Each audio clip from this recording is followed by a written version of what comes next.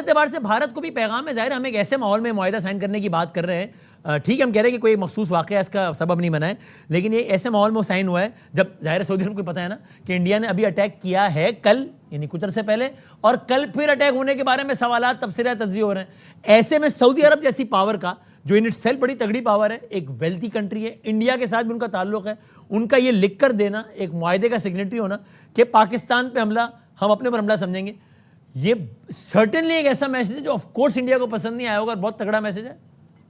دیکھیے میں نے جیسے کہا کہ میرے نزدیک تو اس معاہدے کی جو سب سے بڑی اہمیت ہے ہاں وہ یہ ہے کہ مستقبل کے کانفلکٹس کا راستہ روکنا ہے۔ صحیح ہے۔ یہ کسی کے خلاف نہیں ہے، یہ کسی کے خلاف اعلان جنگ نہیں ہے، ہاں بلکہ یہ دونوں ممالک کی قوت کو مجمع کر کے اس بات کا اعلان ہے کہ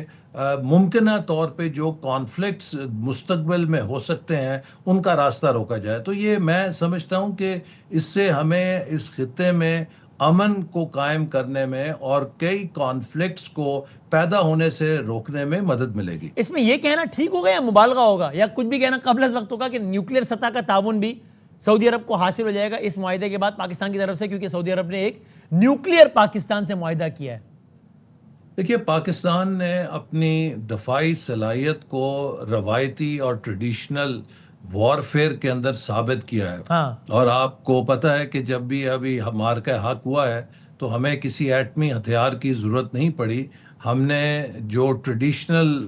وارفیئر ہے اس کے اندر ہی اپنے دشمن کو ناک آؤٹ کیا ہے۔ ہاں تو اس لیے جو نیوکلیر ویپن ہے یا نیوکلیر وار، تو ہم نے ہمیشہ سے یہ کہا ہے کہ اس کا مقصد ڈیفنس کے لیے ہے، وہ ہماری تلوار نہیں ہے بلکہ ہماری ڈھال ہے۔ لیکن جو روایتی ہتھیار ہیں یا روایتی جنگ ہے ہاں وہ ہماری ایک سٹرینتھ ہے، اور میں سمجھتا ہوں کہ ہمیں اس پر بھی بہت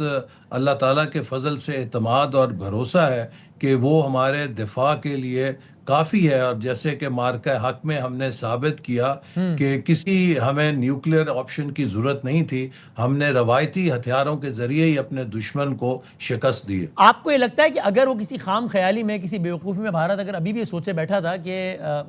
ایسی ایک بیوقوفی پھر کرنی ہے اپنی پچھلی ہزیمت مٹانے کے لیے ہی صحیح، تو شاید اس معاہدے کے بعد اور مشکل ہو گیا اس کے لیے؟ یقیناً اس کے لیے اب بہت مشکل ہوگا، چونکہ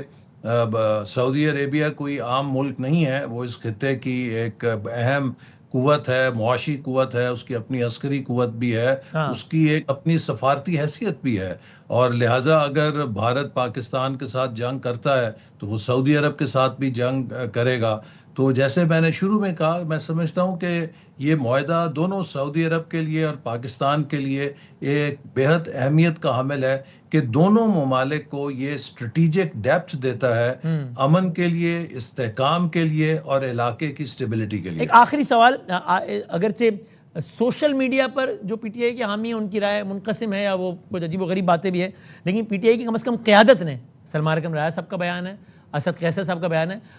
نہ صرف کہ تنقید نہیں کی ہے بلکہ ان واٹ ایور ورڈز خیر مقدم ہی کیا ہے، یہ خوش آئند ہے؟ جی بلا شبہ میں سمجھتا ہوں کہ جو قومی کامیابیاں ہیں، جو قومی